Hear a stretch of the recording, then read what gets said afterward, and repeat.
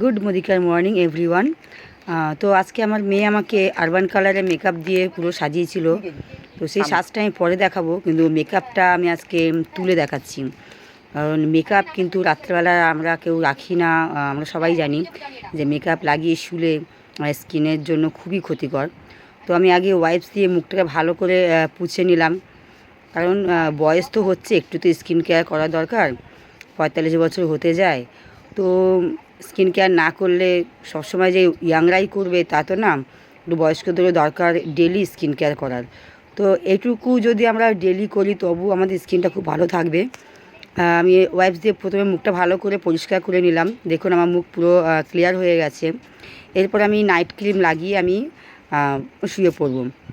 তো anti ageing night cream আমাদের এখানে রয়েছে।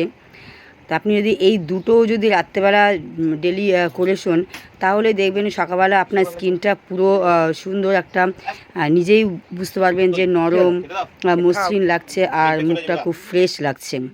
এতেও স্কিন কিন্তু কেয়ার আমাদের ডেলি হয়ে যায়।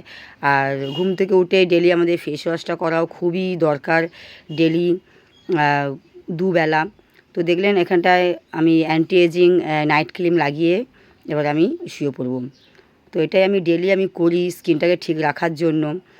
কারণ বয়স হয়ে গেলেই যে কিছু করতে নেই তা তো না, ঘরোয়া কিছু ট্রিটমেন্ট করা দরকারই। তো এখানে আমার 250-300 মধ্যে আমার স্কিন কেয়ার প্রতিদিন হয়ে যায়। এই দুটো জিনিসই কম করে 2 থেকে 3 মাস হয়ে যাবে। তো থ্যাংক ইউ আমার এই ভিডিওটা ওয়াচ করার জন্য।